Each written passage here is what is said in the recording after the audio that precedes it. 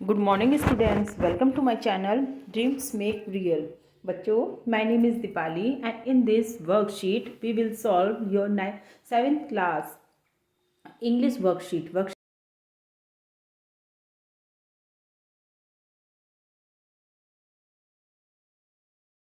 About your chapter aces that made dreams bloom.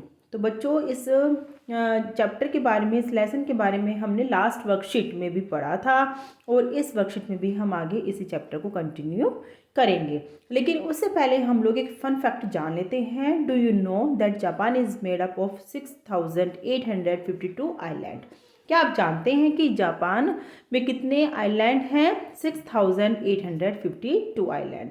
तो बच्चों, अगर आपको नहीं मालूम था तो अब आपको मालूम हो जाएगा। चलिए अब हम आगे अपना चैप्टर पढ़ना स्टार्ट करते हैं।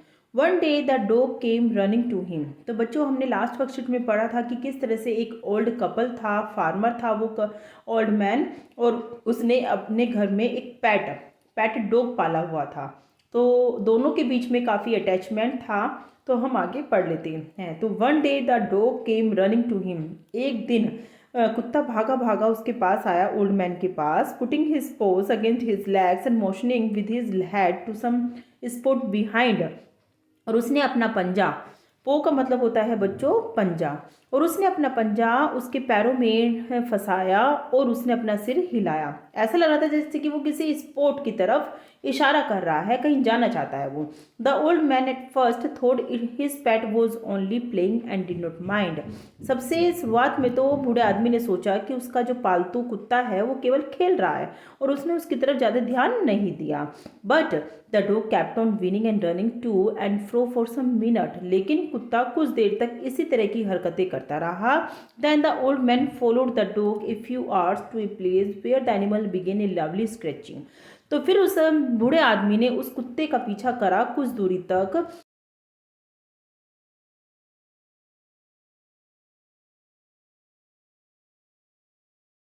Thinking it was possibly A buried bone और बिट ऑफ फिश। यह सोचा उस ओल्ड मैन ने कि हो सकता है कि यहाँ पर किसी मछली का की हड्डी वगैरह दबी हुई हो और शायद इसलिए वह कुत्ता उसे खोद रहा है, खोदना चाहता है। The old man struck his hoe in the earth. तो ऐसा सोचकर उस ओल्ड मैन ने अपना औजार, हो होता है बच्चों जमीन को खोदने का औजार, है ना, कुल्हाड़ी या फावड़ा आप कह सकते हो, निकालकर जमीन खोदने स्टार्ट की। When lo a pile of gold gleamed before him. तो उसने देखा कि किस तरह से सोना उसके सामने था। दस in an hour the old Kapil were made rich. तो इस तरह से घंटों में ही वो ओल्ड कपिल बहुत ही धनी बन जाता है। The good souls bought a piece of land. Good souls का मतलब वह जो अच्छी आत्माएं थी, मतलब ओल्ड कपिल के लिए यूज हुआ है, उन दोनों के लिए यूज हुआ है ये गुड सोल, क्योंकि वो बहुत ही काइंड हार्टेड पीपल थे दोनों, है ना, बूढ़ा आदमी और उसकी पत्नी। तो इन गुड सोल्स ने क्या खरीदा? जमीन का टुकड़ा खरीदा। Made a feast for their friends. अपनी फ्रेंड्स को पार्टी दी। And gave plentifully to their poor neighbours. और जो उनके गरीब पड़ोसी थे उनको काफ़ी धन दिया। As for the dog they patted him. और जहाँ तक कुत्ते की बात है उन्होंने उसको थपथपाया। And they nearly smothered him with kindness.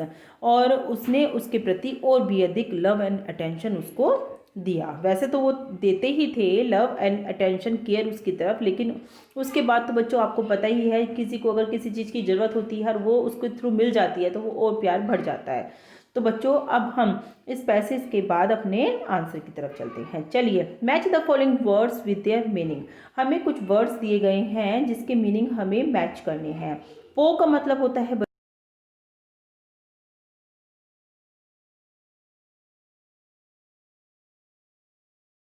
Tool, एक औजार होता है खुदाई करने का। तो बच्चों, इसमें आप ये मैच करोगे इसको। ओके, थर्ड नंबर पर है विनिंग। विनिंग का मतलब होता है बच्चों क्या होता है, making a high pitched cry और साउंड, क्योंकि कुत्ते ने क्या करना, चीखना और आवाज़ निकालनी शुरू कर दी थी कुछ समय के लिए, तो ये इसका हो जाएगा। स्मोथर्ड का मतलब होता है to give too much love and attention, तो बच्चों ये फोर्थ में आ जाएगा। तो इस तरह से हमने अपने वर्ड को मीनिंग से मैच कर लिया है। क्वेश्चन नंबर 2 है हमारा, read the passage and answer the following question. Number 1 है बच्चों, the dog help the old man find treasure, तो A option is right. Second question is the old couple, इसका बच्चों क्या लगाओगे, bought a piece of land, जमीन का टुकड़ा खरीदा था, made a feast for friend, दोस्तों के लिए उन्होंने पार्टी ऑर्गेनाइज कराई थी, and gave plentifully to their poor neighbour, और अपने गरीब पड़ोसियों को उन्होंने काफ़ी ज़्यादा धन भी दिया था, या ऑल ऑफ अबव, या उन्होंने सारे कुछ करा दिया था उसके लिए। तो इसका ऑप्शन आएगा बच्चों हमारा डी, तो इसका ऑप्शन आपका आ जाएगा डी। ओके, तो अब पहले का हो जाएगा हमारा ए ऑप्शन, सेकंड का हो जाएगा डी, और थ्री नंबर क्वेश्चन है बच्चों हमारा, the farmer was lovable as he was kind, या a man could ever be, the dog gave him gold, या द नेबर हेल्प्ड हिम, पड़ोसी ने तो उसकी सहायता की नहीं थी, ही हेल्प्ड द नेबर्स, है ना, उसने की थी पड़ोसियों की सहायता।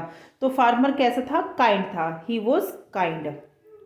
तो बच्चों इसका आंसर हमारा रहेगा ए ऑप्शन। तो अब हम अपने आगे क्वेश्चन की तरफ चलते हैं, जो हमारा फिल इन द ब्लैंक्स में हमारा एक छोटा सा पैसेज दिया गया है, fill in the blanks using words,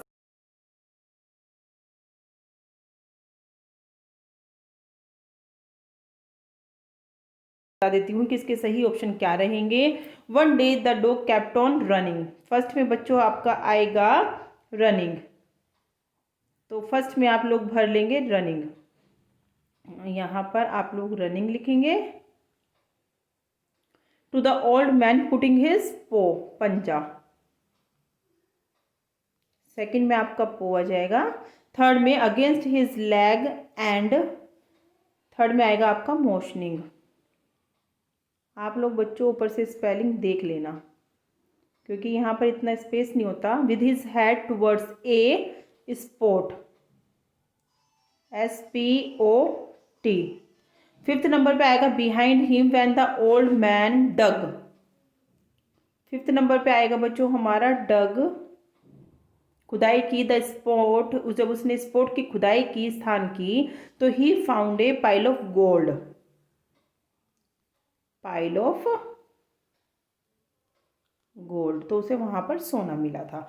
तो फर्स्ट में आ जाएगा हमारा रनिंग, सेकंड में आ जाएगा पोज, थर्ड में आएगा मोशनिंग, फोर्थ में आएगा स्पॉट, फिफ्थ में आएगा हमारा डग, और सिक्स्थ में आएगा पाइल ऑफ गोल्ड। तो इस तरह से बच्चों हमारे ये fill in the blanks form में जो सेंटेंस दिए गए थे या पैराग्राफ कह सकते हैं वो कंप्लीट होता है।